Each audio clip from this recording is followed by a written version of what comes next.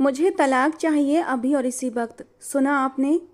जो आज ही उसकी बीवी बनकर उसके रूम में आई थी, सोलह श्रृंगार की उसकी सेज सजाए बैठी थी, मुंह दिखाई में वो उससे तलाक मांग रही थी।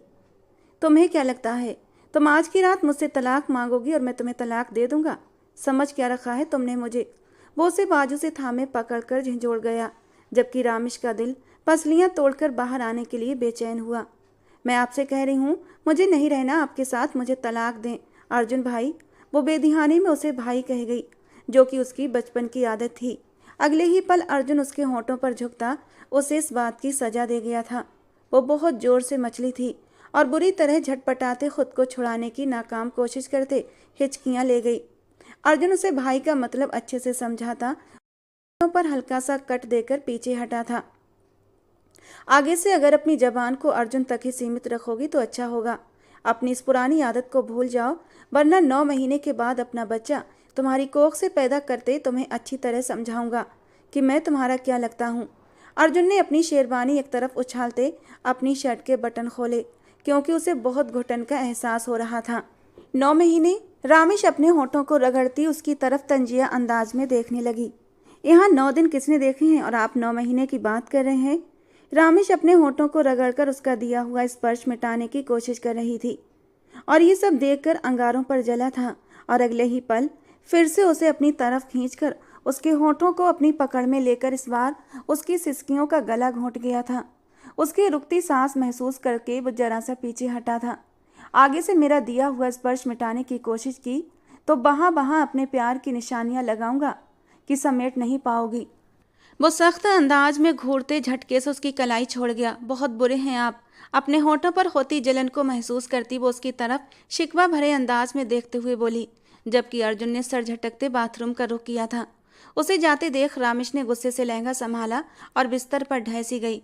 उसे अभी तक यकीन नहीं आ रहा था कि अर्जुन ने उसके होठों को इतनी बेदर्दी से निशाना बनाया था। वो तो पहले जब भी सामने आता था बहुत ही डिसेंट तरीके से बात करता था, इतने प्यार से बात करता कि हर कोई उसकी बात सुनता था। कभी उसने जिंदगी में ऊंची आवाज में बात तक न की थी, और आज जब एक हादसे की वजह से वो उसकी जिंदगी में दाखिल हो गई थी तो वो अपनी शराफत भुलाकर बेबाकी पर उतर आया था।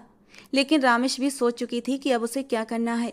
झट से उठती वो ड्रेसिंग रूम में बंद हो गई थी। अर्जुन बाहर आते कमरे में उसे न पाकर ड्रेसिंग रूम का बंद दरवाजा देखकर गुस्से से गहरा सांस लेकर रह गया था। फिर दराज से सिगरेट की डिब्बी निकालकर लाइटर से सिगरेट सुलगाने लगा और बालकनी में चला गया। आज सब कुछ कितना जल्दबाजी में हुआ था। उसे तो अब तक ये सब कुछ एक सपने जैसा लग रहा था। उसने तो कभी ख्वाबों ख्यालों में नहीं सोचा था कि जिस घर में वो गैरों की तरह रहा था, इस घर की बेटी से शादी करके इस घर में हमेशा के लिए रह जाएगा। रामिश को कभी उसने गलत नज़र से नहीं देखा था, क्योंकि रामिश की तो मंगनी बचपन से ही तय थी। विनीता आंटी ने अपने बचपन की सहेली के बेटे से उसका रिश्ता तय कर दिया था, क्योंकि उनकी सहेली कौशल्या को ब्लड कैंसर था। और जब उन्हें ये खबर पता चली थी तो वो बहुत रोई थी। उस समय उनका बेटा हार्दिक सिर्फ 7 साल का था और रामिश 4 साल की। वो अपने बेटे हार्दिक को किसके हवाले करके जाती? ऐसे में उन्हें विनीता का ही ख्याल आया था। उन्होंने विनीता के सामने हाथ जोड़ दिए कि मेरे बेटे को अपना लो विनीता, मुझे पता है तुम्हारी गोद में उसे ममता का सुकून मिलेगा, तुम उसे कभी गैर नहीं समझोगी। मेरे जीते जी विनीता और रामिश की मंगनी कर दो, जिससे कि मुझे सुकून रहे कि मेरा हार्दिक कभी अकेला नहीं रहेगा। और अपनी बचपन की सहेली जो उनकी जान थी, विनीता ने कौशल्या के हाथ थाम लिए। कौशल्या, तुम्हारी बात सर आंखों पर, मैं वादा करती हूँ तुमसे, अपनी रामिश की शादी तुम्हारे हार्दिक से ही करूंगी। और यूं कौशल्या जी सुकून से अपनी मौत का इंतजार करने लगी थीं, क्योंकि अब उन्हें अपने जाने का कोई गम नहीं था। रामिश भी कौशल्या जी का बहुत सम्मान करती थी, क्योंकि वो उससे बहुत प्यार करती थी, उनकी बहुत इज्जत और सम्मान करती थी।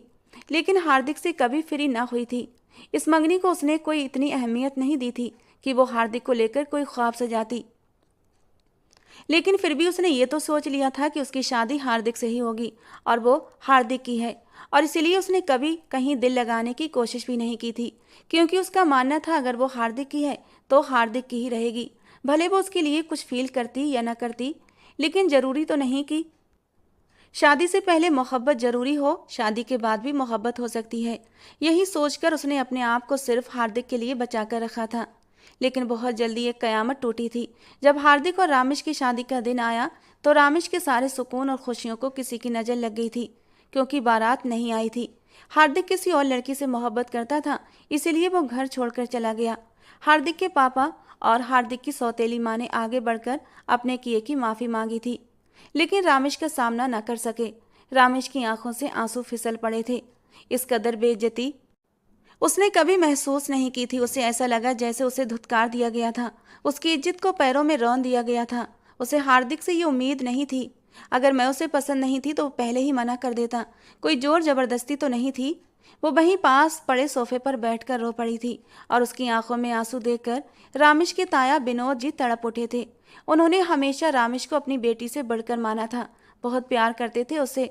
उसकी आंखों में आंसू देख ना पाए और तभी उन्होंने एक नज़र उठाकर कोने में खड़े अर्जुन की ओर देखा था।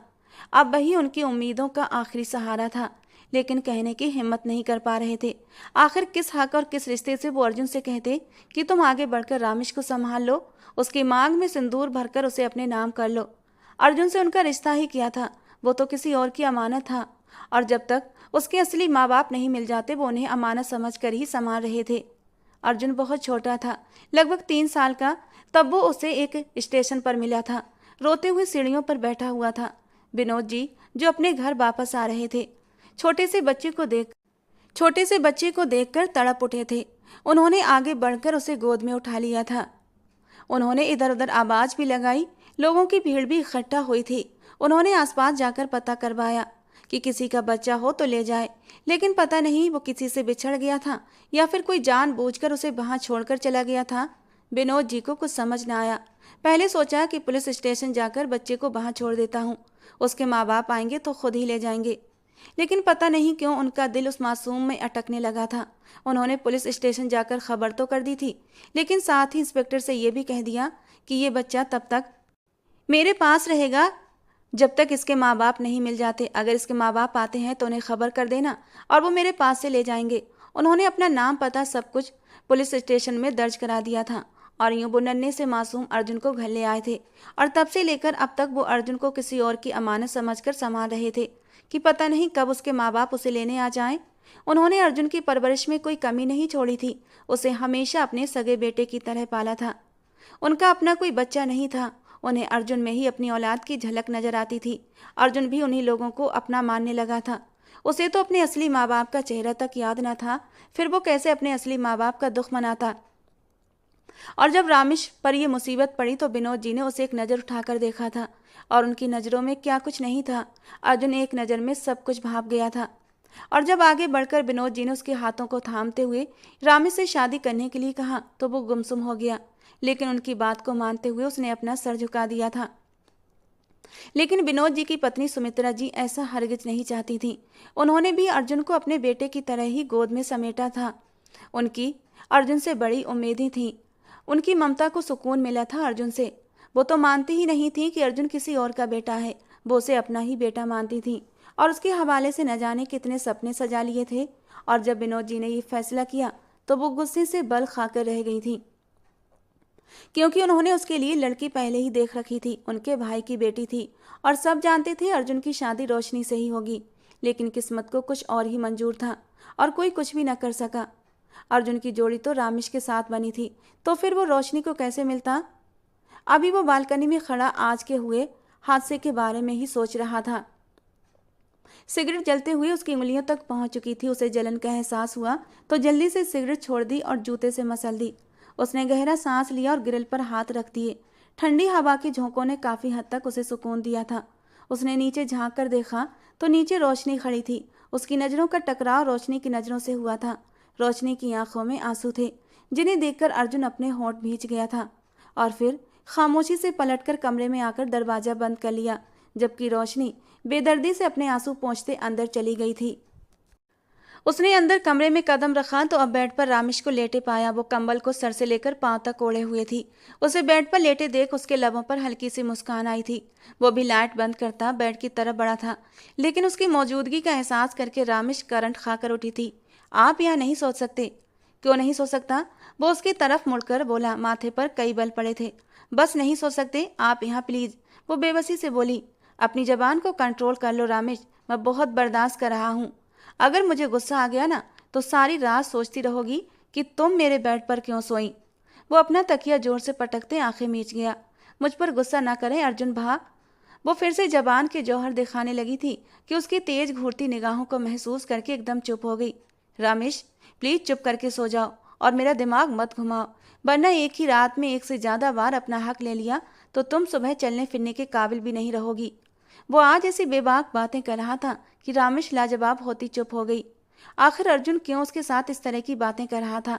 खैर, अगर कुछ करना होता तो वो बोलता नहीं, कर गुजरता। वो दिल ही दिल में खुद को समझाती। उससे दूरी बनाकर तकिया सर के नीचे लग रखकर लेट गई थी। उसको चुपचाप लेटा देकर वो भी खामोशी से आंखें मूंद गया। रामेश का चेहरा अर्जुन की तरफ ही था। हल्की रोशनी में वो उसका चेहरा देखने की कोशिश करने लगी। वो अपनी आंखें बंद किए लेटा था। 28 साल का अर्जुन बहुत ही खूबसूरत हैंडसम मर्द था। न जाने कितनी लड़कियों की नज़र उस पर थी। हालांकि विनोद जी ने ये सच्चाई किसी से नहीं छुपाई थी कि अर्जुन उनका अपना खून नहीं, बल्कि वो उसे कहीं से उठाकर लाए हैं। लेकिन फिर भी किसी को इस बात से कोई फर्क नहीं पड़ता था, बल्कि खानदान की लड़कियां तो इस बात को अपने लिए गौरव की बात मानती थीं कि अगर अर्जुन उनकी जिंदगी में आ जाए। वो था ही इतना हैंडसम, खूबसूरत और इंटेलिजेंट। उसने विनोद जी के बिजनेस को ऊंचाइयों पर पहुंचाया था। फिर यूं कहना गलत नहीं होगा कि उसके कदम बहुत ही शुभ साबित हुए थे सिंघानिया हाउस में। जिस दिन से वो आया था उनके घर में खुशियां ही खुशियां छाने लगी थीं। पैसे में, बिजनेस में दिन रात तरक्की होने लगी थी। और सुमित्रा जी तो अर्जुन को अपनी हथेली का छाला बनाकर रखती थीं। बेटा बेटा कहते उनका मुंह न रुकता। उनका इरादा था वो ऐसी बहू लेकर आएंगी जो उनके बड़े फैले बिजनेस को और भी चार चांद लगा दे। और इसीलिए उन्होंने अर्जुन की मंगनी रोशनी से की थी, जो उनकी सगी भतीजी थी। इस तरह उनके दो काम बन जाते। बहू के रूप में उनकी भतीजी उनके घर आ जाती, और दूसरा, रोशनी भी अपने माँ बाप की इकलौती थी। जो कुछ था उसी का था। लेकिन अर्जुन को कोई ज़्यादा फर्क नहीं पड़ता था। वो सुमित्रा जी का बहुत सम्मान करता था और उनकी बात सर झुकाकर मान जाता था। उसे फिलहाल शादी जैसे मामले में कोई दिलचस्पी नहीं थी। उसका तो पूरा ध्यान अपने बिजनेस पर था। उसने अपने होटल को वो दिन दूनी रात चौगनी तरक्की दी थी। उसका बिजनेस हवाओं से बातें कर रहा था, और उसकी ये कामयाबी देखकर जहां सुमित्रा जी खुश रहती, वहीं उनके कभी गरीब देवर की बेटी रामेश ने आकर उनकी खुशियों पर गिरहन लगा दिया था। उसके माँ बाप गरीब थे। विनोद जी ने अपने भैया भाभी की हालत को देखते हुए उन्हें अपने घर पर रखा हुआ था और अपने होटल में अपने साथ लगाए रखते थे, क्योंकि रामेश के पापा भी खुद विनोद जी पर बोझ नहीं बनना चाहते थे। सुमित्रा जी अभी तक गुस्से के मारे बल खा रही थी। तभी विनोद जी अंदर दाखिल हुए तो वो उनकी तरफ घूमी। क्या सोचकर आपने अर्जुन की शादी रामेश से कर दी? आप जानते हैं ना, उसकी मंगनी मैं पहले ही तय कर चुकी हूँ मेरे भाई की बेटी से। तो फिर आपने कैसे उन दोनों की शादी करवा दी? वो तेज अंदाज में बोली। तुम अपनी टोन को थोड़ा कम रखो। मेरे बेटे की शादी कर दी। आपने मुझे इस फैसले में शामिल करना जरूरी नहीं समझा, और मैं गुस्सा भी न करूं। वो उनके पास बैठती हुई धीमे अंदाज में बोली। अपनी जबान को कंट्रोल करोगी तो ज़्यादा सही रहेगा। पहली बात, वो तुम्हारा बेटा नहीं है, वो किसी की अमानत है। आज नहीं कल अगर उसके माँ बाप आ गए, उसे लेकर चले गए, तो तुम क्या कर लोगी? और फिर बचपन से लेकर हमने अब तक उसे पाला पोसा है, तो अब उसकी शादी की उम्र है। शादी कर दी तो कौन सा बड़ा अनोखा काम कर दिया मैंने? और फिर मेरे पास कोई ऑप्शन भी तो नहीं था। रामेश की इज्जत हमारी सबकी इज्जत है। अब बस बहस मत करो, मेरा सर बुरी तरह दुख रहा है। विनोद जी ने बैठ के किराउन के साथ टेक लगाते हुए कहा। ये शादी जरूरी थी या नहीं, लेकिन एक बात हमेशा याद रखना, मैं रामेश को अपनी बहू कभी स्वीकार नहीं करूंगी। और ये आपने कैसे कह दिया कि अर्जुन मेरा बेटा नहीं? इतना सा था जब आप उसे लेकर आए थे। अपनी ममता की छांव में समेटा था मैंने उसे। अपनी गोद में खिलाकर अपने बेटे की तरह पाल पोसकर बड़ा किया है। उसे अपने सीने से लगाकर अपनी ममता को सुकून दिया है। इस बार सुमित्रा जी की आंखों से आंसू आए थे। विनोद जी को एहसास हुआ उन्होंने कुछ ज्यादा ही बोल दिया। देखो सुमित्रा, मेरी बात का गलत मतलब ना लो। हमें सच्चाई को मानकर चलना होगा तो ज्यादा बेहतर रहेगा कि अर्जुन हमारा बेटा नहीं है। हाँ, मैं मानता हूँ अर्जुन के आने से हमारी सोनी जिंदगी में बहार आई है, लेकिन सच्चाई को झुठला नहीं सकते। सुमित्रा जी ने अपने आंसू पोंछे थे। ठीक है, आपने अपने मन की कर ली, लेकिन याद रखना मेरे अर्जुन की बीवी सिर्फ रोशनी बनेगी। जबकि सुमित्रा जी का ये ख्याल सुनकर विनोद जी दंग रह गए थे। तुम होश में तो हो? क्या बकवास कर रही हो? अर्जुन की शादी हो चुकी है, और भले रामेश तुम्हारे लिए कोई अहमियत ना रखती हो, लेकिन वो मेरे भाई की बेटी है, मुझे बहुत प्यारी है। मैं उसके साथ कोई भी नाइंसाफी बर्दाश्त नहीं करूँगा। इसे मेरी वार्निंग समझो तो ज़्यादा बेहतर होगा। वो गुस्से से कहकर उठकर बाथरूम में चले गए थे, जबकि सुमित्रा जी गुस्से के मारे अपनी मुट्ठियां भींच कर रह गई थीं। वो चुप तो हो गई थीं, लेकिन उनके इरादे बहुत खतरनाक थे। वो अर्जुन को देखते देखते सो गई थी। उसकी हल्की सांसों का एहसास करके वो अपनी आंखें खोलकर उसे देखने लगा। वो सोया नहीं था, बस आंखें बंद किए लेटा था। सोने का नाटक कर रहा था ताकि उसके सोने का एहसास करके रामेश सुकून से सो जाए। अभी कुछ ही दिन पहले की तो बात थी, वो कितना खुश थी। अपनी 18वीं सालगिरह मनाते हुए खुशी से तालियां बजा रही थी। वो छोटी सी मासूम लड़की थी जो अब अर्जुन की जिंदगी में शामिल हो चुकी थी। अर्जुन ने तो कभी रामेश को उस नज़र से नहीं देखा था, फिर कैसे ये सब कुछ हुआ उसे समझ नहीं आ रहा था। वो इसी घर में रहती थी, हमेशा उसकी नज़रों के सामने रही थी, लेकिन कभी अर्जुन ने उसे गलत नज़र से नहीं देखा था।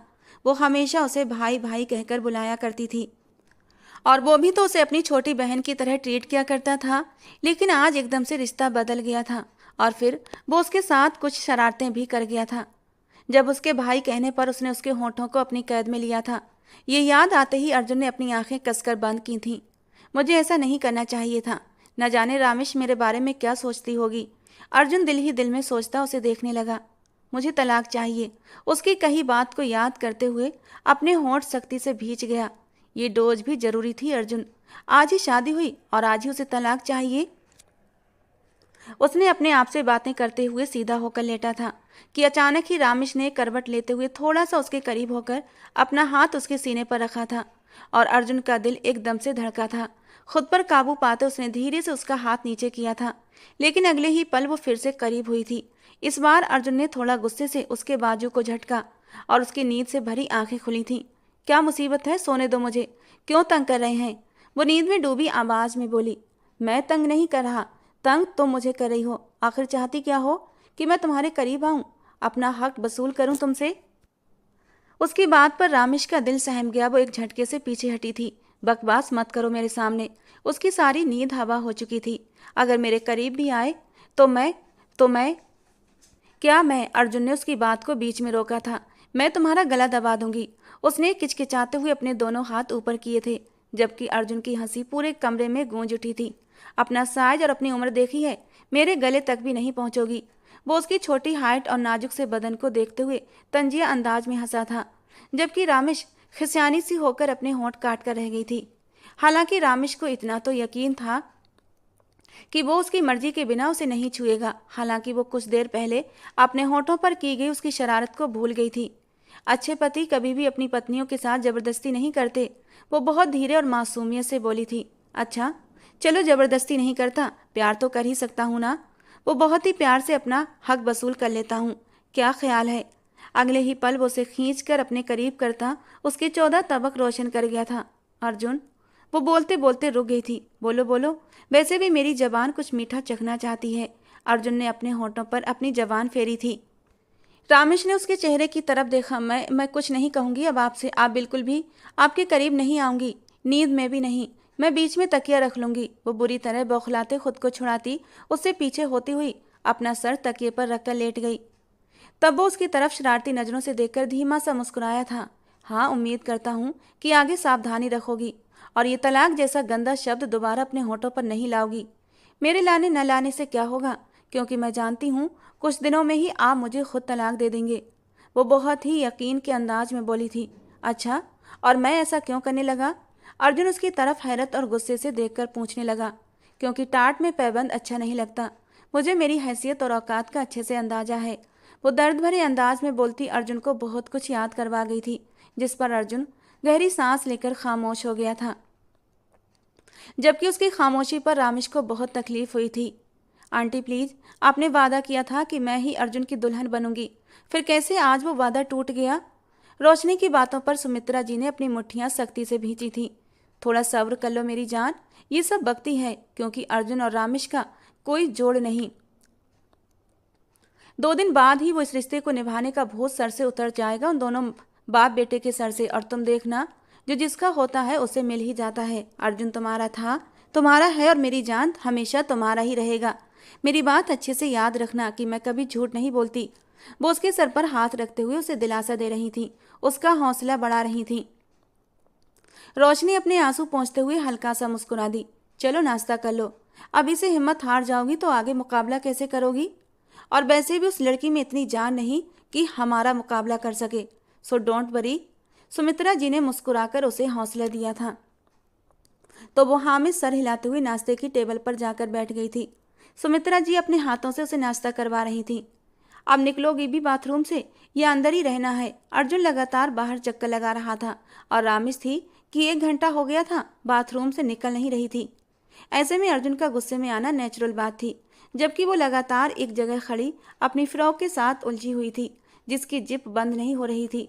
वो शावल लेकर इस वक्त ठंड से कांप रही थी और अपनी गीली फ्रॉक को देखते बेबसी से गहरी सांस लेकर रह गई थी, क्योंकि बालों से टपकते पानी और कुछ गीले बदन ने उसकी फ्रॉक को गीला कर दिया था, जिसकी वजह से उसे और भी ठंड लग रही थी। और अब जिप में उलझे उलझे वो फ्रॉक इस कदर भीग चुकी थी कि उसके पूरे बदन पर बुरी तरह चिपक कर उसकी खूबसूरती को उभारने लगी थी। अब ऐसे में उसे बाहर निकलते हुए शर्म महसूस हो रही थी। उसे अब खुद पर गुस्सा आ रहा था, क्योंकि वो टॉवल लाना भी भूल चुकी थी और बिना टॉवल के उसने भीगे हुए ही अपने कपड़े पहन लिए थे, इसीलिए फ्रॉक को ज़्यादा ही भीग चुकी थी। एक बार फिर जिप से के साथ उलझती वो पूरी तरह रोने वाली हो गई थी। इस चैन को भी अभी उलझना था।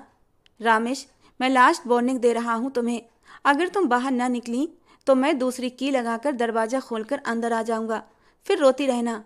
यार कितनी देर से इंतज़ार कर रहा हूँ और तुम हो कि बाथरूम में जाकर बैठ गई हो। मुझे भी बाथरूम जाना है तो आप किसी दूसरे बाथरूम में चले जाएं, मैंने अभी नहीं निकलना। अंदर से रामेश की परेशान सी आवाज़ आई थी। पागल हो गई हो? जब मेरे रूम में बाथरूम है तो मैं किसी और बाथरूम में क्यों जाऊं? अभी के अभी बाहर निकलो वरना मैं अंदर आ जाऊंगा। प्लीज़ प्लीज़ अर्जुन, अंदर मत आना, मैं निकल रही हूँ, बस 2 मिनट।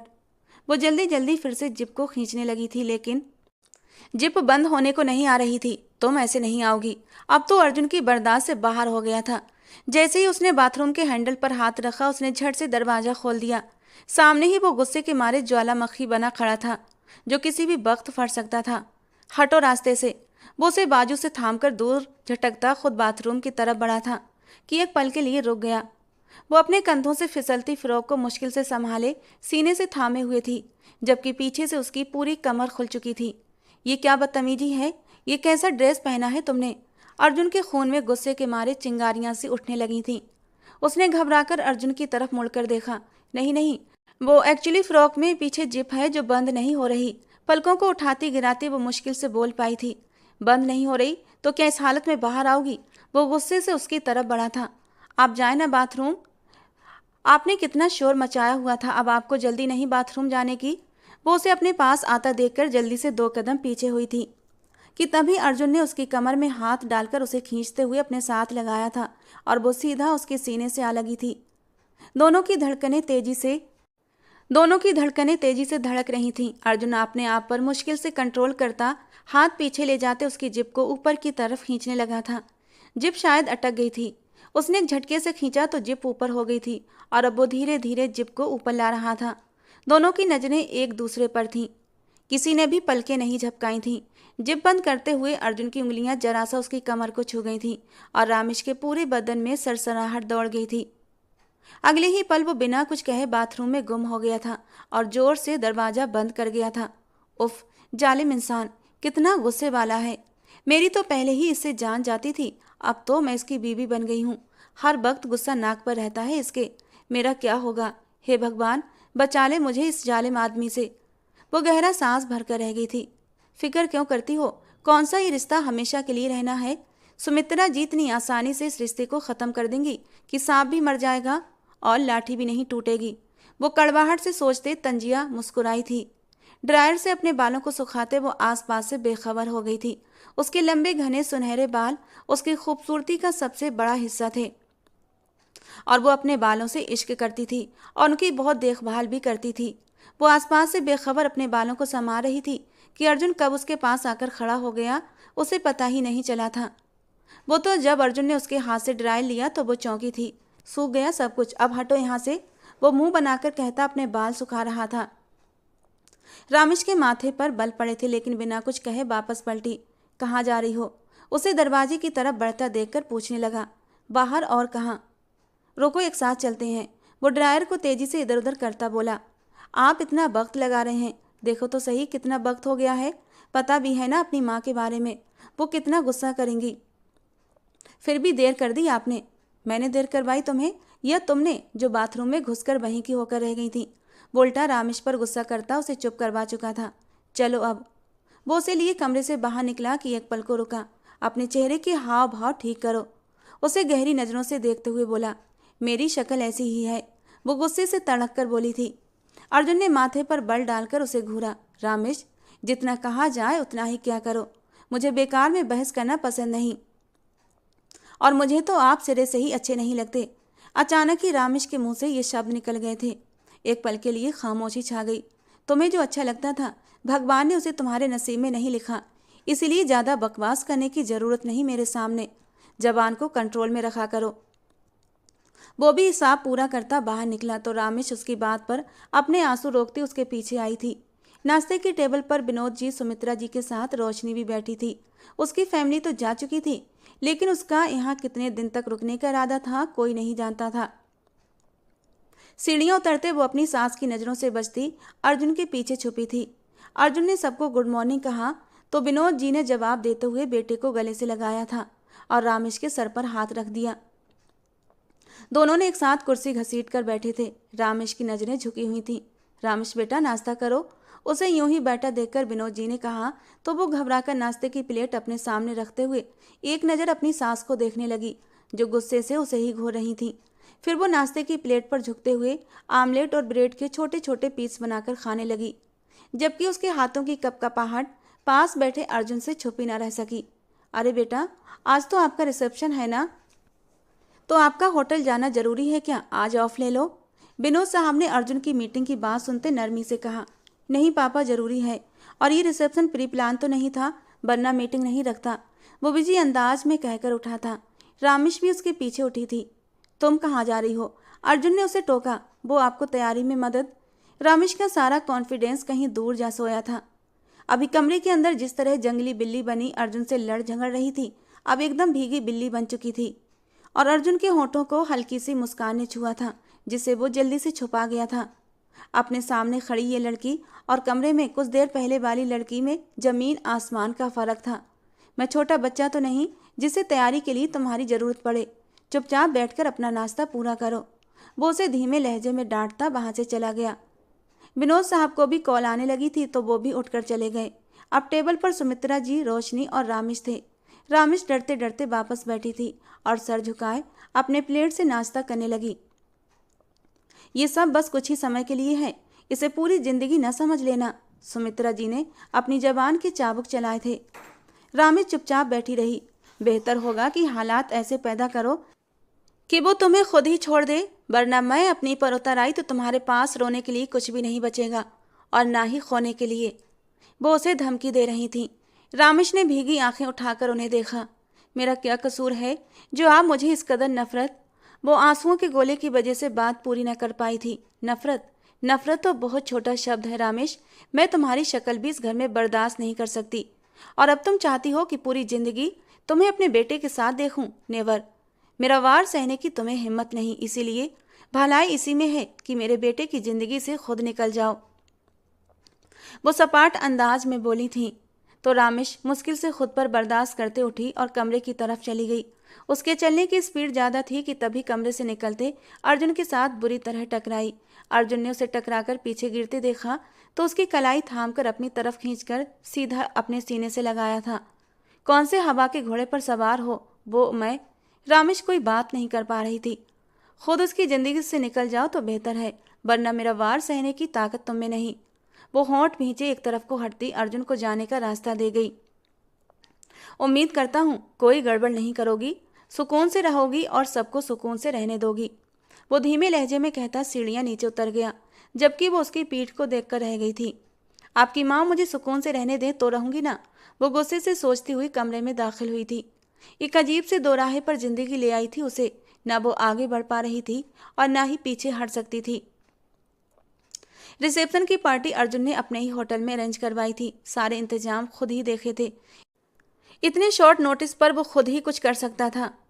स्टेज को ओरिजिनल फ्लावर से सजाया गया था। अर्जुन ने चेहरे पर मुस्कान सजाई, जिसे अभी कुछ ही देर में रामेश छीनने वाली थी। वो स्टेज पर दुल्हन बनी बैठी अर्जुन के साथ थी। एक कमसिन अप्सरा लग रही थी, जिसके हुस्न की तारीफ हर कोई कर रहा था, और रोशनी गुस्से के मारे बल खा रही थी। खूबसूरत तो वो भी थी, लेकिन वो अर्जुन की ही उम्र की थी। लड़कियों की शादी की उम्र के लिए 28-29 साल उम्र कम नहीं होती। हालांकि इस उम्र तक लड़कियों की शादियां हो जाती हैं, लेकिन रोशनी सिर्फ अर्जुन की वजह से हर रिश्ते से इनकार कर रही थी और अर्जुन था कि शादी के लिए नहीं मान रहा था। इसलिए सुमित्रा जी ने बस मंगनी पर ही सब्र किया था। लेकिन उन्हें क्या पता था कि शादी का सपना सपना ही रह जाएगा और वो रामेश के हिस्से में लिख दिया जाएगा। अब रामेश और अर्जुन को देखकर वो गुस्से के मारे अंदर ही अंदर खौल रही थी। रामेश तो अर्जुन से 10 साल छोटी थी और कमसिन बीवियां किसे न भाती। रामेश की सारी सहेलियां उसे छेड़ रही थीं, लेकिन वो उनकी बातों का कम ही जवाब दे रही थी। नैना, मुझे रूम में जाना है। अचानक से वो अपनी एक दोस्त के कान में घुसकर बोलती उसे चौंका गई थी, तो वो उसे लिए स्टेज से नीचे उतरी और अंदर कमरे की तरफ बढ़ी। रामेश का दिल बुरी तरह धड़क रहा था। अभी अभी वो जो कुछ करने का सोच रही थी, उसे सोच कर ही उसकी जान निकली जा रही थी। न जाने उसके इस कदम को उठाने के बाद अर्जुन का क्या रिएक्शन होगा। कहीं उसे जान से ही न मार दे, लेकिन उसे ये सब करना था। इसके अलावा उसके पास कोई दूसरा चारा भी तो नहीं था। वो बाथरूम से बाहर निकली, फिर नैना के साथ चलती स्टेज की तरफ जा रही थी कि एक पल को उसने नैना का हाथ छोड़ा। सब तरफ नजर दौड़ाई और अगले ही पल सामने से आते अर्जुन को देखा। अभी जो थोड़ी देर पहले वो बहुत कुछ सोच रखी थी, अर्जुन से क्या क्या बोलना है, सारे शब्द जैसे कहीं खोसे गए थे। सबकी नजरें उन दोनों पर उठी थीं। सुमित्रा जी धमाके का इंतजार कर रही थीं, लेकिन रामेश की खामोशी उन्हें गुस्सा दिला रही थी। मुझे आप सबके सामने अर्जुन से कुछ बात करनी है। उसकी बात पर सबने शौक भरी निगाहों से उन्हें देखा था। जो भी कहना सोच समझ कर कहना। बंद कमरे में की गई गलती की माफी है, सबके सामने की गई बदतमीजी की माफी नहीं मिलेगी तुम्हें, बल्कि उल्टा सजा मिलेगी। वो उसके करीब होता उसके इरादे शायद भाप चुका था, इसलिए बहुत ही धीरे से सरगोशी के अंदाज में बोला था, जबकि रामेश का रोम रोम सुलग उठा था। मैं आपसे डरती नहीं, समझे आप? उसने गुस्से से घूरकर अर्जुन को देखा था और फिर गहरा सांस लेकर अपने अंदर हिम्मत जमा करते हुए बोली थी, मुझे अर्जुन के साथ नहीं रहना, मुझे आपसे तलाक। बकवास बंद करो रामेश। वो उसके करीब होता उसकी कलाई सख्ती से थाम गया था। रामेश का खून सिमट कर चेहरे पर आया था। दिल ही दिल में वो अर्जुन से बुरी तरह डरी थी। छोड़े मुझे। वो उसे कलाई से थामे हॉल से बाहर ले जाने लगा। सबने हैरत और बेयकीनी से उन दोनों को देखा था, जो अब हॉल से बाहर निकल चुके थे। अर्जुन उसे होटल के पीछे साड़ ले आया था, जहां इस वक्त अंधेरा था और कोई भी नहीं था। वहां उसका हाथ झटक कर उसने छोड़ा था। वो गोल घूमती उसके सामने आकर खड़ी हुई थी और डर के मारे उसे देखने लगी, जो उसको खतरनाक नजरों से घूर रहा था। क्या बकवास कर रही थी वहां पर, बताओ मुझे। वो बोला नहीं बल्कि दहाड़ा था। रामेश ने डर के मारे अपनी आंखें बंद कर ली थीं। आंखें खोलो और मेरी बात का जवाब दो। वो उसे कंधों से पकड़कर चिल्लाया। उसके पास अर्जुन की बातों का कोई जवाब नहीं था। वो सिसकी भरती उसकी काली आंखों में देखने लगी। बोलो वरना जान ले लूंगा तुम्हारी। आज पहली बार वो अर्जुन को इस कदर गुस्से में देख रही थी। मैंने सबके सामने आज आपसे। वो आगे कह नहीं पा रही थी। बोलो ना, रुक क्यों गई? वो दांत चबाते उसे बोलने पर उकसा रहा था। मुझे नहीं रहना आपके साथ, मुझे अलग होना है आपसे। आपको मुझे छोड़ना होगा वरना। रामेश भी अब बिना झिझके अपनी टोन में वापस आई थी। वरना क्या? वरना मैं सबको चीख चीख कर बताऊंगी कि आप नामर्द हैं। आपका मुझसे कोई भी रिलेशन नहीं बना। आप मुझे सेटिस्फाई ही नहीं कर सके, इसीलिए मुझे आपसे तलाक चाहिए। वो बेधड़क बिना रुके बोलती चली गई थी और फिर एकदम रुक गई। अपने अंजाम की भी परवाह नहीं थी। उसे ये तक पता न था कि जिस इंसान के बारे में बात कर रही है वो सामने ही खड़ा है। बिल्कुल खामोशी से वो सख्त निगाहों से घूर रहा था, जबकि अब अपने कहे हुए शब्द याद करके रामेश का पूरा शरीर कांपने लगा था, क्योंकि वो जानती थी अब अर्जुन उसे नहीं छोड़ेगा। हालांकि वो तो उसे डराने के लिए, उसकी गैरत पर वार करने के लिए ये बात कह रही थी। शायद अर्जुन को कुछ गैरत आ जाए और वो अपनी बदनामी के डर से उसे छोड़ दे, क्योंकि बात झूठी हो सच्ची अगर एक बार मुंह से निकल जाए तो वो आग की तरह फैल जाती है। यही तो सुमित्रा जी चाहती थीं। उसकी गंभीर खामोशी पर उसने लरजते हुए अर्जुन की आंखों में देखा। ऐसा लगा जैसे वक्त थम गया हो। वो 2 कदम उसके करीब होते सपाट अंदाज में उसे देखने लगा। Deal done. तुम जाओ अंदर और सबके सामने ये बात कह दो। अर्जुन वादा करता है तुमसे, तुम्हें 2 दिन के अंदर अंदर अपनी जिंदगी से निकाल दूंगा। वो उसे साफ लफ्जों में कहता उसकी सांसें खींच गया था। चलो। उसकी कलाई खींचता आगे बढ़ा कि एक पल को रुका। रामेश उसके सीने से आ टकराई। लेकिन याद रखना, अगर ना कह सकी तो आज की रात मैं बहुत अच्छे से साबित कर दूंगा कि मैं कितना मर्द हूं और किस किस अंदाज से तुम्हें सेटिस्फाई करूंगा कि तुम सोच भी नहीं सकोगी। आखिरी चांस दे रहा हूं, जाओ बोलो सबके सामने और हो जाओ आजाद, बचा लो खुद को मुझसे। वो एक एक शब्द पर जोर देते बोल रहा था। रामेश की आंखें भीगती जा रही थीं। वो उसे सख्ती से कलाई से थामे हॉल की तरफ लाया था, जबकि उसकी टांगों से जान निकल रही थी। वो चाह कर भी सबके सामने ऐसे शब्द इस्तेमाल नहीं कर सकती थी। उनके वापस लौटने पर सबकी निगाहें उन पर जा टिकीं। अर्जुन ने लब भींचे उसे देखा, जिसका चेहरा सफेद हुआ पड़ा था। बोलो, वो धीमे मगर सख्त अंदाज में बोला। रामेश की सांसें गहरी हुई थीं, उसकी जबान चिपक चुकी थी। इतनी बड़ी बात वो सिर्फ अर्जुन के सामने ही बोल पाई थी। वो भी न जाने कैसे उसके मुंह से निकल गया था। भरी महफिल में अपने पति पर इल्जाम लगाना, वो भी उस सूरत में जब उसकी बारात न आई थी और उसने उसे अपनाकर बदनामी से बचाया था। आज वो सबके सामने उसे बदनाम कैसे कर देती।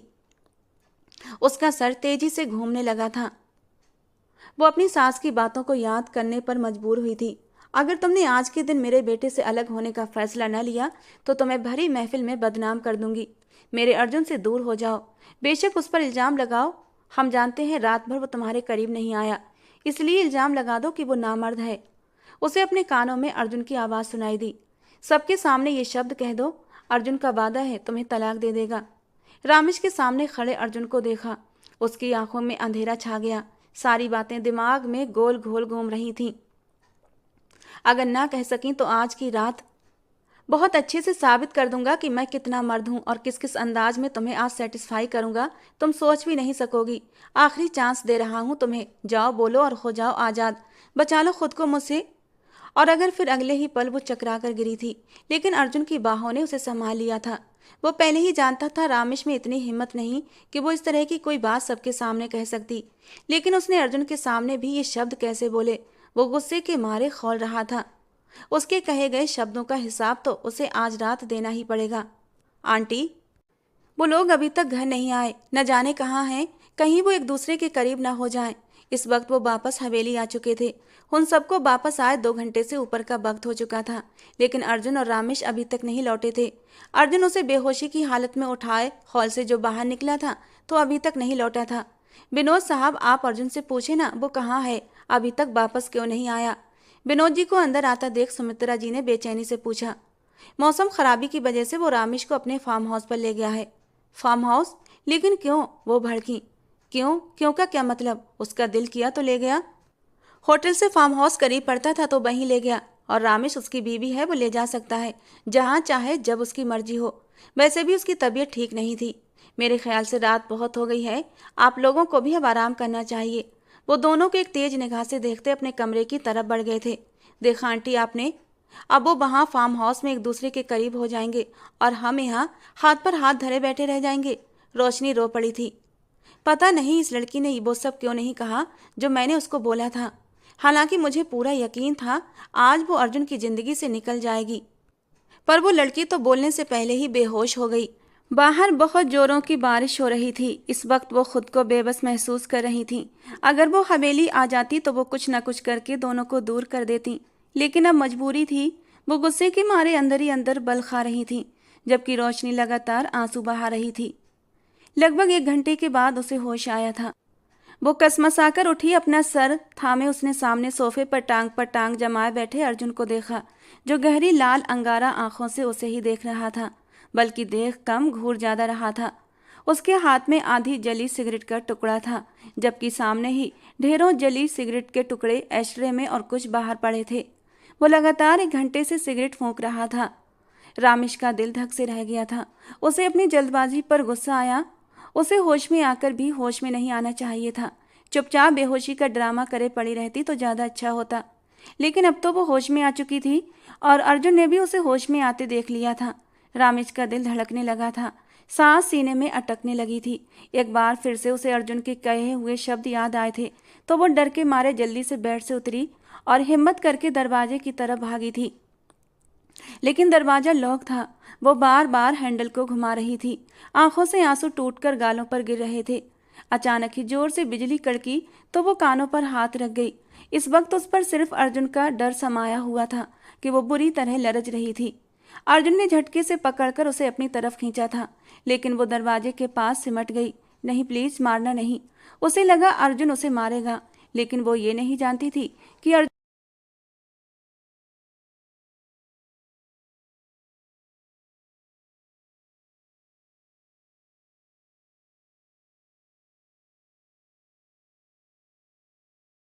नहीं।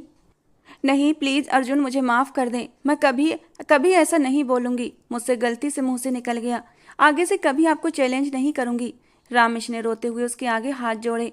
एक पल को अर्जुन का दिल पसीज गया, लेकिन अगले ही पल उसके शब्दों को याद करके उसका दिमाग फिर से गुस्से से खौल उठा था। तुम्हें माफ करने का मतलब है तुम्हें दोबारा मौका देना। जो तुम आज ना कर सकी वो तुम आगे कर सकती हो। अर्जुन ने खींचकर उसे अपने सीने में भींचा था। उसकी मध्यम चलती सांसें और भी मध्यम हुई थीं। अर्जुन, मैं वादा करती हूँ, मैं कभी नहीं बोलूंगी ऐसा। वो आंसू रोकती रुहासे लहजे में बोली, मुझे तुम पर भरोसा नहीं। अर्जुन की बात पर रामेश ने सिसकी भरी थी।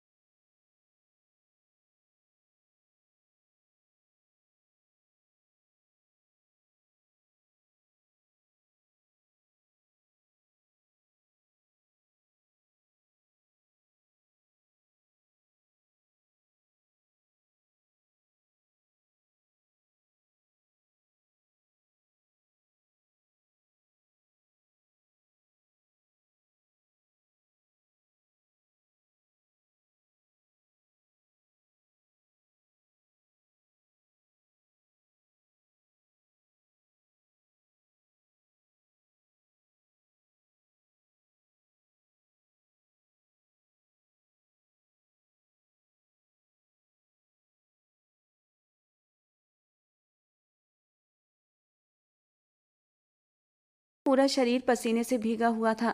बाहर बरसती बारिश और अंदर बिस्तर पर मौजूद उनके जज्बात।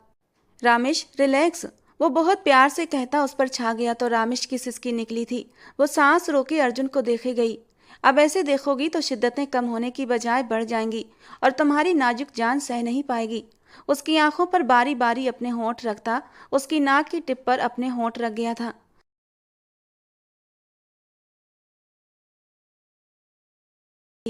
नहीं कर रहा यार, और तुमने ही तो कहा था कि मैंने तुम्हें सेटिस्फाई नहीं किया, तो बस वही कर रहा हूँ। एक आंख बिंक करता वो उस पर छाता चला गया था, जबकि रामेश की सिसकियां बढ़ने लगी थीं। और इन सिसकियों की मध्यम आवाज सुनकर अर्जुन और भी मदहोश होता उसको अपनी बाहों में समेटता चला गया था। जब वो उसे बेहोशी की हालत में बाहों में उठाकर फार्म हाउस लेकर आया था, तब उसने यही सोचा था कि आज रामेश को सजा जरूर दूंगा। आज उसने मेरी मर्दानगी को ललकारा है। अपना जुनून, अपनी शिद्दतें उस पर ऐसे लुटाऊंगा कि वो मुझसे पनाह मांगेगी। लेकिन उसका डरा सहमा रूप देखकर अर्जुन का सारा गुस्सा हवा हो चुका था। वो इतना डर रही थी कि अर्जुन को खुद को नॉर्मल करना पड़ा। वो पहली बार उसके करीब जा रहा था और अपनी संगत का डर उस पर सवार नहीं करना चाहता था। उसने बहुत प्यार से रामेश को अपनी बाहों में समेटा था। धीरे धीरे अपने होंठों से छूकर उसे रिलैक्स करने की कोशिश की थी और धीरे धीरे उसके नरम एहसास में रामेश का दिल भी नए अंदाज में धड़कने लगा था। उसे अर्जुन की संगत में सुकून मिलने लगा था और अगले ही पल उसने अपना आप ढीला करके उसकी बाहों में छोड़ दिया था। और जैसे ही अर्जुन को महसूस हुआ कि उसने अपना पूरा वजूद उसकी बाहों में ढीला छोड़ दिया है, तो फिर अर्जुन ने एक गहरी सुकून भरी सांस ली थी। और आगे उसकी पूरी रात बहुत ही खूबसूरत और हसीन गुजरी थी। रोशनी पूरी रात सो न सकी थी। उसने दिल के हाथों मजबूर होकर अर्जुन के नंबर पर 3-4 बार कॉल भी की थी, लेकिन उसका नंबर बंद था। रात भर रोने से उसकी आंखें सूज गई थीं। सुबह सुमित्रा जी को देखती वो उनके पास आई थी, जो किचन की तरफ जाकर नाश्ते की तैयारी के लिए नौकरानी से कहने वाली थी, आंटी अर्जुन नहीं आया, वो उसके साथ अपना रिश्ता शुरू कर लेगा। रोशनी हिचकियों से रो रही थी। तो अब क्या मातम मनाऊं? वो भी रात भर ठीक से सो नहीं पाई थी। ऊपर से फिर रोशनी की वही बातें, वो परेशान होने लगी थी। आंटी आप ये क्या बोल रही हैं? आप भी तो नहीं चाहती कि कहीं रामेश और अर्जुन एक हो जाएं? सुमित्रा जी ने उसकी बात काटी और गहरा सांस भरकर कहा, तो क्या करूं? मैं चाहती थी कि वो एक ना हो, लेकिन हो गए तो क्या करूं? अपना सर दीवार पर दे मारूं या खुद को खत्म कर लूं? कुछ बातें भगवान की तरफ से भी हो जाती हैं रोशनी, और हम चाहे जितनी भी कोशिशें कर लें बदल नहीं सकते, क्योंकि हम भगवान से नहीं लड़ सकते। अगर अर्जुन और रामेश एक हो गए हैं तो उन्हें फिर कोई जुदा नहीं कर सकता। इसीलिए भलाई इसी में है, जैसा चल रहा है उसे चलने दो। सुमित्रा जी ने गुस्से भरे अंदाज में कहा, आंटी आप इतनी जल्दी बदल जाएंगी मुझे अंदाजा नहीं था। वो आंसू पोंछती जख्मी अंदाज में बोली और फिर अंदर की तरफ बढ़ गई, जबकि सुमित्रा जी वहीं खड़े खड़े उसे जाता देखती रहीं। उन्हें तो बस एक ही फिक्र थी कि कहीं रामेश अर्जुन को सब कुछ सच सच न बता दे। वो नहीं चाहती थी अर्जुन उनसे बदगुमान हो जाए। सुबह आंख खुली तो रामेश को यूं लगा जैसे वो हवाओं में है। घबराकर एकदम आंख खोली तो नजरों के सामने अर्जुन का चेहरा लहराया। उसके चेहरे पर बहुत गहरी और शरारती मुस्कान थी। अर्जुन उसे लिए बाथरूम में आया था। रामेश ने घबराकर अर्जुन को देखा। देखो, मैंने अपनी प्यारी सी बीबी के लिए नहाने का कितना अच्छा इंतजाम किया है। सामने बाटब मौजूद पानी में गुलाब की पत्तियां तैरती देखकर रामेश हैरान रह गई थी। अर्जुन, आप इतना रोमांटिक मिजाज के इंसान हैं मुझे नहीं पता था। मैं तो आपको बहुत ही बोर टाइप का इंसान समझती थी। रात वाले पल याद करके और अब बाथरूम में ये सब देखकर उसकी पलकें लरज उठी थीं। तो अब तो पता चल गया ना कि कैसा हूँ। तुम जल्दी से नहा लो, फिर मैंने भी नहाना है। वो उसे बाथरूम में छोड़कर बाहर निकला था। वो हल्का सा मुस्कुराते हुए कपड़े उतारकर बाथरूम में मौजूद बाथ टब में बैठ चुकी थी, लेकिन उसे अंदाजा नहीं था अगले ही पल अर्जुन भी बाथरूम में आ गया था। उसे बाथरूम में देखकर रामेश की जान अटकी थी। आप क्यों आए हैं? पहले मुझे तो नहाने। उसकी बात अधूरी रह गई थी जब अर्जुन अपनी शर्ट उतारता हुआ बाथ टब में बैठ चुका था। उसने खींचकर रामेश को अपनी गोद में बिठाया था। आप बहुत बेशर्म। उसकी बात पूरी होने से पहले ही अर्जुन ने उसके होंठों से शब्द चुराए थे। पति अपनी प्यारी सी पत्नी के लिए ऐसे ही होते हैं। उसने उसे अपने सीने में भींचा था, जबकि रामेश ने उसके सीने में सर छुपाया था। यू आर वेरी सॉफ्ट यार, वो उसे अपने साथ लगाए बहके अंदाज में बोला था। और आप बहुत हार्ड हैं, वो भी अचानक उसके कान में बोल गई थी, जिस पर अर्जुन कह कहा लगाकर हंस पड़ा था। अगले ही पल अर्जुन उसके वजूद पर अपने प्यार की निशानियां बिखेरने लगा था, जबकि वो उसकी बाहों में कसमसाई थी। नहीं अर्जुन, प्लीज यहाँ नहीं। क्यों? मैं जहाँ चाहूँ जैसे चाहूँ तुम्हें प्यार कर सकता हूँ। ये कहकर वो उसके साथ एक बार फिर से सारी हदें पार कर गया था। फिर वो उसके कान के पास हल्का सा सरगोशी के अंदाज में बोला था, आप बताओ, आप हुई सेटिस्फाई या फिर कुछ और भी? अभी वो कुछ और कहता कि रामेश ने उसके होठों पर उंगली रख दी थी। नहीं अर्जुन प्लीज, मेरी तौबा जो आगे से कभी ऐसी बात भी कहूँ, आप बहुत बुरे हैं। वो घबराकर जल्दी से उसके सीने में अपना सर छुपा गई थी। वो उसे लिए कमरे में आया था और एक पैकेट उसकी तरफ बढ़ा दिया। ये लो, जल्दी से पहनकर तैयार हो जाओ। ये क्या है? खोल कर देख लो। और जब उसने खोल कर देखा तो उसमें मौजूद सामान देखकर वो शर्म से पानी पानी हुई थी। अरे आप तो बड़े ही बेशर्म हैं। लो भाई, इसमें बेशर्मी वाली क्या बात है? तुम्हारी चीज़ों का ख्याल मैं नहीं रखूंगा तो कौन रखेगा? आखिर को पति हूँ तुम्हारा। अब जल्दी जाओ, चेंज कर लो, फिर चलते हैं। घर पर मम्मा पापा भी वेट कर रहे होंगे। अपने कपड़े कवर से निकालता वो नरमी से कहता खुद भी तैयार होने लगा। वो तैयार हो चुका था, लेकिन रामेश अभी तक ड्रेसिंग रूम से नहीं निकली थी। वो उसे आवाज़ें लगाते ही वाला था कि तभी रामेश का फ़ोन बज उठा। उसने आगे बढ़कर नंबर देखा तो माथे पर बल पड़े थे। ये रोशनी रामेश को कॉल क्यों कर रही थी? अर्जुन ने कुछ सोचते हुए कॉल रिसीव कर ली। कहाँ हो तुम? और मेरा अर्जुन कहाँ है? क्या कहा था तुमसे कि मेरे अर्जुन से दूर रहना? लेकिन तुम्हें एक बात समझ नहीं आई ना? अर्जुन खामोश था, कुछ भी नहीं बोल रहा था, जबकि रोशनी फिर से बोली थी, अब खामोश क्यों हो? जवाब दो मेरी बात का। कहा था ना तुम्हें ख़त्म कर दो ये रिश्ता, लेकिन तुमने बात नहीं मानी। अब तुम वापस आओ, देखो तुम्हारा क्या हाल करती हूँ। Just wait and watch. Call बंद हो चुकी थी, जबकि अर्जुन के माथे पर अनगिनत बल पड़े थे। चलें। अपने पीछे से उसे रामेश की आवाज़ सुनाई दी तो वो पीछे पलटा। उसके दिए गए ड्रेस में वो बहुत खूबसूरत लग रही थी। उसे उस पर प्यार आ गया, लेकिन अगले ही पल उसने खुद को रोका। वो उससे इतना बड़ा सच छुपाएगी, अर्जुन को यकीन नहीं आ रहा था। क्या हुआ? अच्छी नहीं लग रही?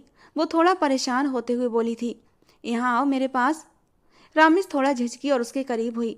अर्जुन ने उसे आगे बढ़ाकर उसके माथे पर अपने होंठ रखे थे और उसकी आंखों में आंसू आए थे।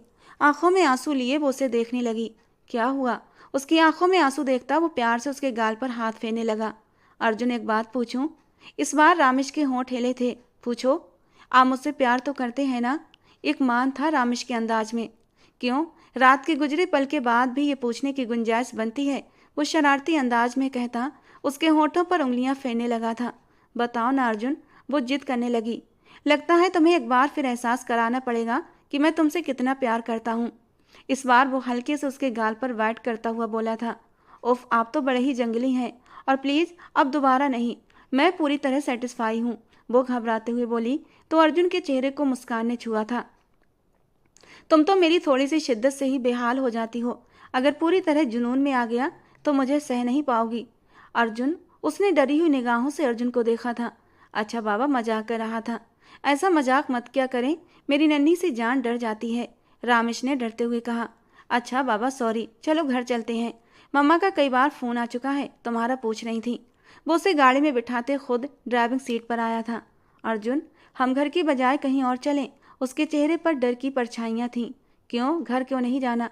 वो गाड़ी स्टार्ट करते हुए बोला। नहीं, वो बस ऐसे ही। वो अपनी उंगलियों को चटकाते हुए बोली। अर्जुन ने एक नज़र उसे देखा और फिर सारा ध्यान ड्राइविंग पर लगा दिया, जबकि दिमाग से रोशनी की बातें नहीं जा रही थीं। इस वक्त वो सभी ड्राइंग रूम में बैठे थे। विनोद जी ने रामेश की तबीयत का पूछा तो सर झुकाकर हाँ हूँ में जवाब देने लगी, जबकि रोशनी की तेज निगाहें उस पर थीं। उसका ड्रेस चेंज था और काफ़ी कीमती भी।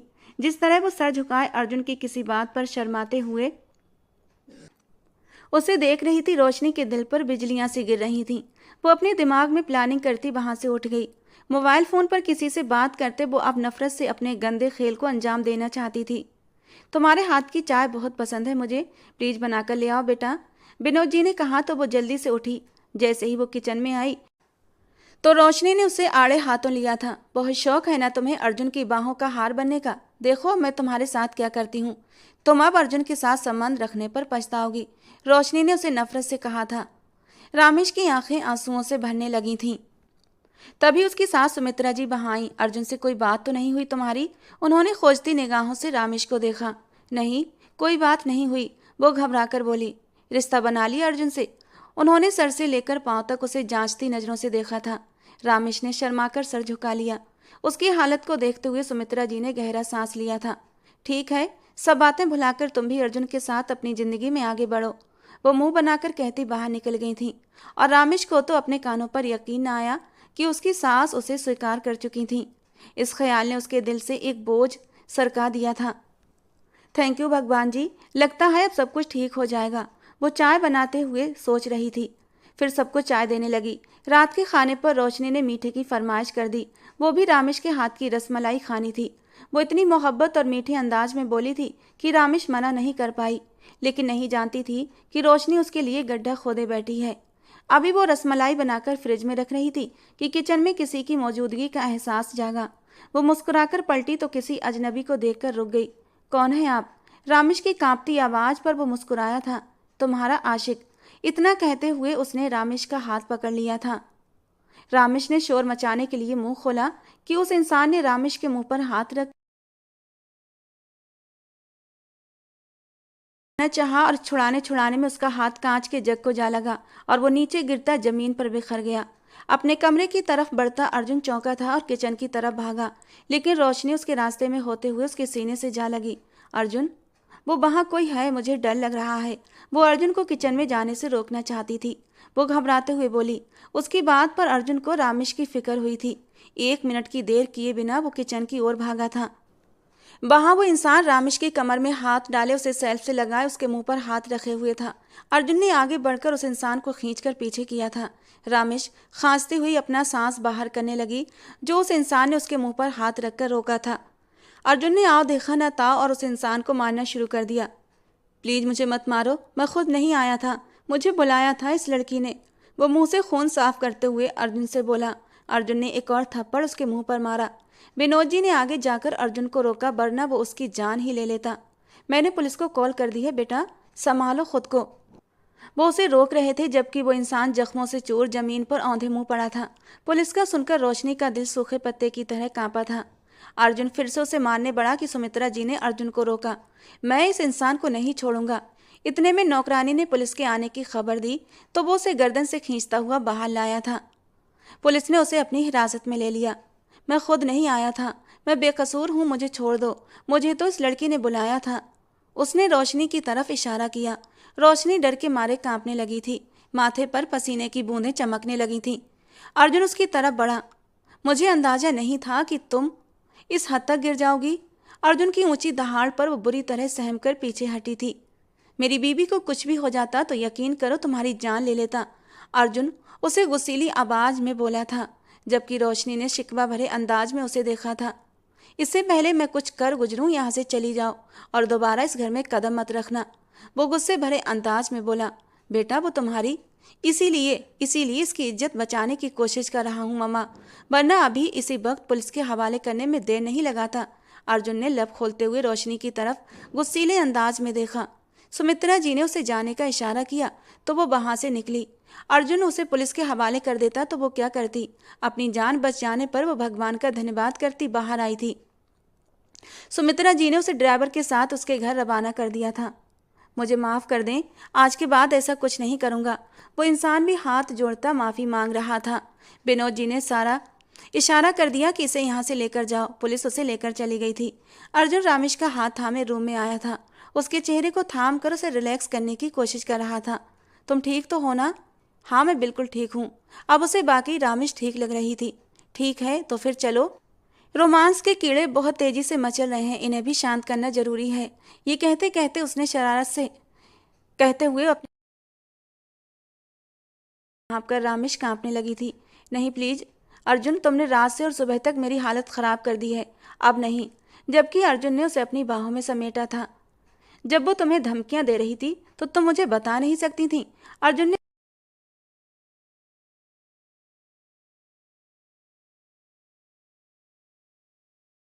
अब कुछ नहीं सुनूंगा तुम्हारी, अब बस सजा। और सजा ये है मेरी संगत, मुझसे प्यार। वो उसे अपने करीब करता बोला, जबकि रामेश अपना चेहरा हाथों में छुपा गई और फूट फूट कर रो पड़ी। क्या हुआ, रो क्यों रही हो? अर्जुन डर गया था। आप मुझे फिर से सजा देंगे? मेरा कसूर नहीं था, सारा कसूर तो रोशनी का था। उसी ने मुझे ये सब करने के लिए उकसाया था, वरना मैं आपकी मर्दानगी पर कभी चैलेंज न करती। फिर आप मुझे सज़ा क्यों दे रहे हैं? क्या मतलब? क्या ये सज़ा मैं रोशनी को दूं? पागल लड़की, मेरी संगत, मेरी ये खूबसूरत नाजुक पल सिर्फ तुम्हारे लिए है। मेरा पागलपन, मेरा जुनून, मेरी शिद्दतें, मेरी ज़िंदगी सब कुछ तुम्हारे लिए है।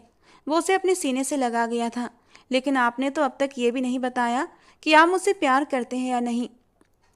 रामेश की सुई फिर से वहीं जाकर टूटी थी। वो लफ्जों में अपनी मोहब्बत का इजहार चाहती थी और अर्जुन उसे उतना ही तड़पा रहा था। प्यार करने दोगी तभी बताऊंगा ना कि कितना प्यार करता हूँ। वो लाइट बंद करता उसके लिए बिस्तर पर आया था। वैसे आज किस अंदाज में तुम्हें सेटिस्फाई करूं कि तुम्हें पता चल सके अर्जुन तुमसे कितना प्यार करता है। वो उसकी नाक के साथ अपनी नाक रब करता बोला।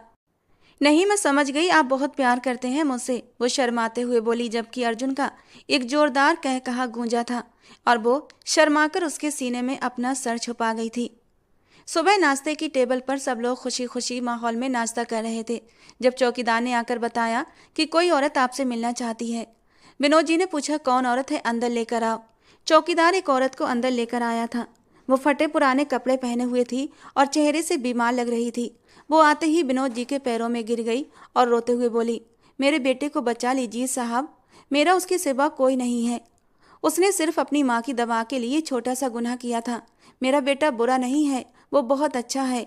मेरी दवा के लिए उसने उस लड़की की बात मानी थी और आपके घर में घुस आया। उसे पुलिस से बचा लें साहब। विनोद जी ने उसे सहारा देकर उठाया। तभी औरत ने गौर से विनोद जी को देखा और जैसे पत्थर सी हो गई थी। वो बोली, आप वही हैं ना जो उस दिन रेलवे स्टेशन की सीढ़ियों से मेरे बच्चे को उठाकर लाए थे? ये सुनकर विनोद जी, सुमित्रा जी, अर्जुन भी चौंके थे। विनोद जी ने कहा, हाँ मैं वही हूँ, तुम कौन हो? वो औरत बोली, साहब वो मेरा बेटा था। मैंने उसे जानबूझकर सीढ़ियों पर नहीं छोड़ा था, मेरी मजबूरी थी, इसीलिए उसे वहाँ छोड़ना पड़ा, क्योंकि मेरा बेटा भूख से तड़प रहा था। मैं खुद बीमार थी और दूसरे बच्चे को भी जन्म देने वाली थी। मेरे पति ने मुझे घर से निकाल दिया था क्योंकि वो एक नंबर का जुआरी और शराबी था। मैंने सोचा कि कोई भला आदमी उसे अपना लेगा और वो आप ही थे। कहाँ है मेरा बेटा? मुझे एक बार दिखा दे। विनोद जी ने अर्जुन की तरफ इशारा किया था।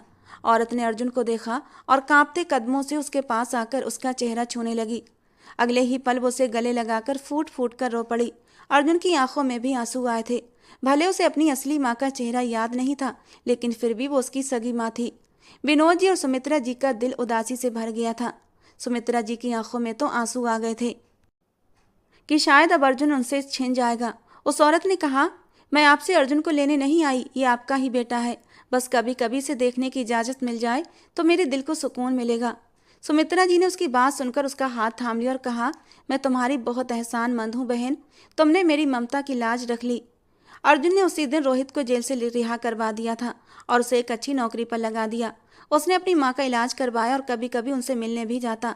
लेकिन असल में तो विनोद जी और सुमित्रा जी ही उसके माँ बाप थे, जिनके पास उसे सुकून मिलता था। एक दिन रामेश ने अर्जुन के कंधे पर हाथ रखा और उसके गाल को चूम लिया।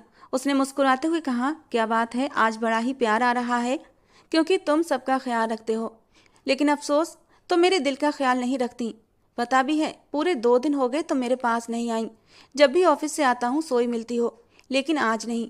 आज तुम्हें किसी सूरत रिहाई नहीं मिलेगी। अर्जुन मुस्कुराया और उसे बाहों में उठा लिया। उसने कहा, आज तुम्हें सोने नहीं दूंगा।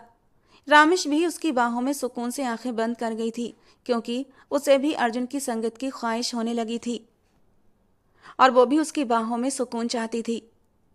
तो दोस्तों, आज की हमारी ये कहानी आपको कैसी लगी कमेंट बॉक्स में ज़रूर बताना। पसंद आई हो तो प्लीज़ लाइक करना, एक प्यारा सा कमेंट जरूर करना दोस्तों, जिससे कि हमें बहुत ज़्यादा मोटिवेशन मिलता है। रोज़ ऐसे ही रोमांटिक कहानियाँ सुनने के लिए हमारे चैनल को सब्सक्राइब करना। मिलते हैं अगली किसी नई कहानी में।